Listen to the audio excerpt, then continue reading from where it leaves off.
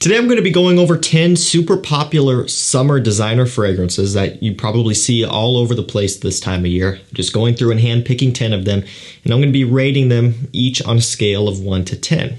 Some of these I really like a lot and I love. Others of these I can kind of do without. They're just okay. I'm going to give you my feedback on each of them.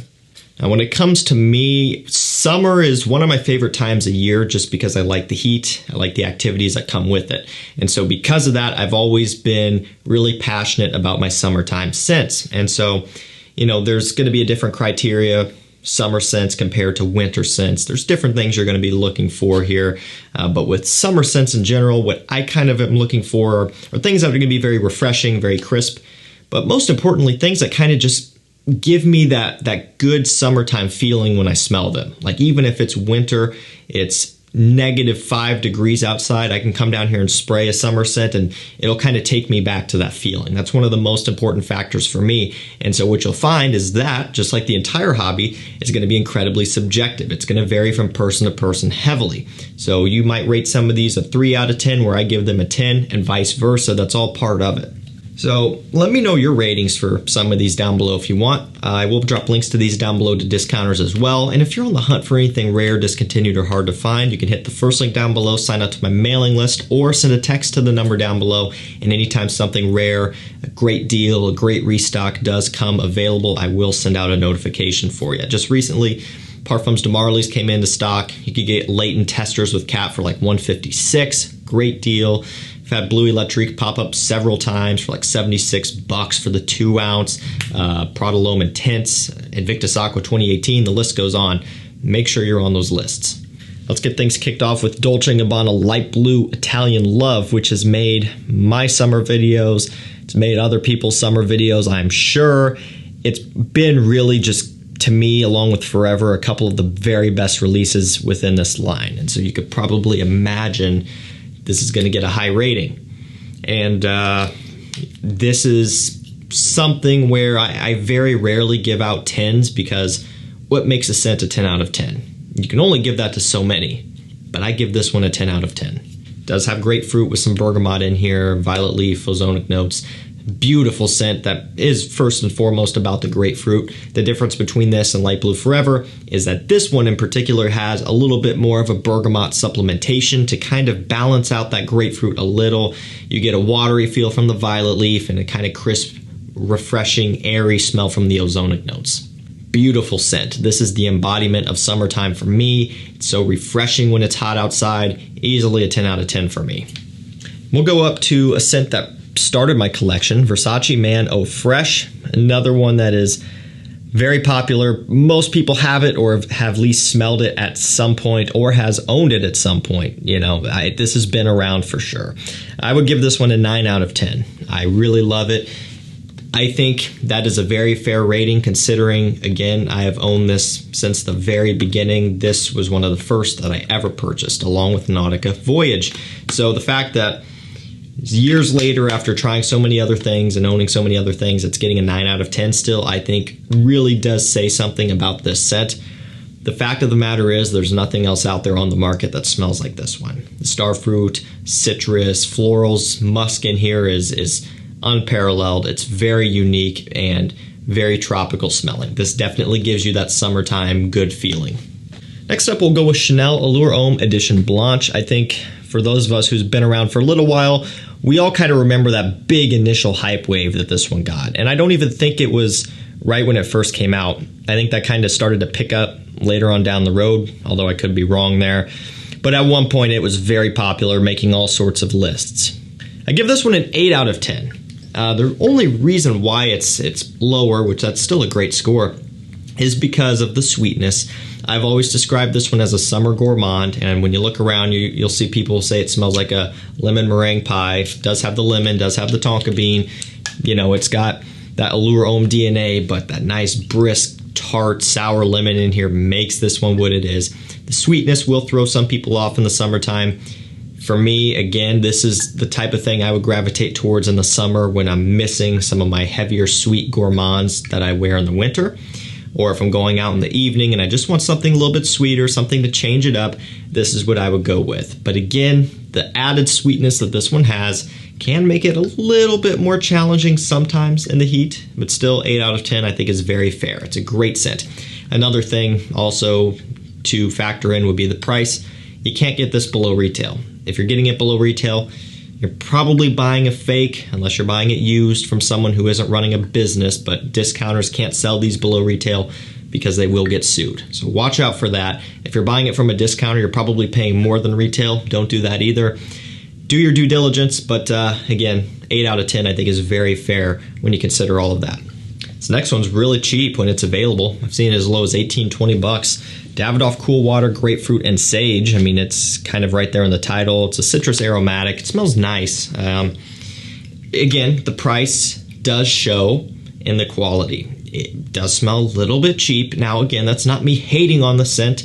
People get upset, but it's the truth. You're paying less for something, you are getting lower quality, and you can pick up on that.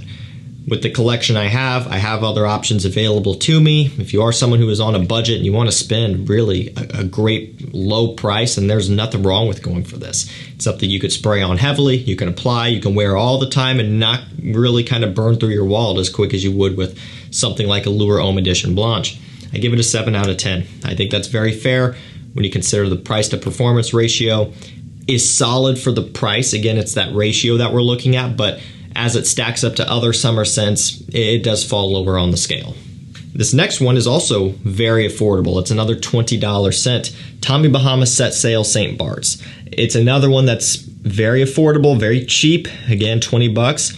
It's not the best performer. However, this one has uniqueness on its side in the best way possible. It is crazy. I mean, you'll see this one gets compared to Creed Virgin Island Water. They're entirely different, okay? Don't listen to that. There's no coconut in here. There's no rum in here. It's an entirely different type of boozy scent. It's an entirely different type of scent altogether. The only similarities would be that they're both summer oriented and both a little bit tropical. Aside from that, do not listen to that. Nowhere near clones. It would be cool if it was a clone because you can get it for such a low price, but I'm glad that this is more so an original. There's nothing else out there that truly smells like this, and it's a $20 eau de cologne from Tommy Bahama. That is insane. This one's got lime, it's got sea salt, it has tequila with like sea notes or aquatic notes or something like that. Literally smells like you're sipping a mixed drink on the beach. It doesn't get any more tropical than this. I give this one an 8.5 out of 10. Again, performance is not good. Quality is okay for the price, but it's not great. It is synthetic. You can tell that it is a cheaper scent. But because it is so unique and there's not a single other thing out there that does this type of thing, it makes that score bump up. This is a fantastic summer scent. Next up, we'll go with DIOR Homme Cologne, one of my giant 200 mils. I have a couple of these and I have like a 125. Yeah, it's overkill. However, if you are to buy this, I would buy one of these if you can kind of swing the extra money. Yeah, it's more expensive up front, but you will be applying this heavily if and when you do decide to wear it. So keep that in mind as well. It's all about the basic 3 notes that they give you, which is a musk, a grapefruit blossom, and a bergamot. I mean, there's not a whole lot going on here, but at the same time, there doesn't need to be. It's brisk, it's crisp, it's refreshing, it's uplifting. It is so good when it's super hot and humid out. 9.5 out of 10. Seriously. It all goes back to the fact that there is nothing else out there that really does it this way. There are clones, but even the clones don't get this close. There's like Jimmy Choo Man Ice, which gets a similar deal, but then it also has more of a sweetness and a woodiness going on, and the notes in that one are much more involved. It doesn't quite have the same type of crisp delivery as this, so it really bumps it up. You're paying more, you're not getting the best performance, but when it comes down to it, it's all about the experience and the smell of this one and how it kind of brings me back to summer, and it just doesn't really get much better than this. Okay, next up we have Prada Luna Rossa. This is the O Sport version, and I was looking because it's a 125 ml. That's kind of why this stands out. All of the others are, 100s and 50s and things like that. It's got lavender, citron, and ambroxan in here.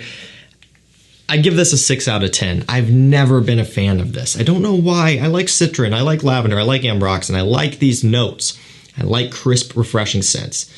But there's always been something about this one that just hasn't really achieved what I would expect it to do. And so it's always been one that I just haven't really given any attention to. It's by far my least favorite out of the entire Luna Rossa lineup.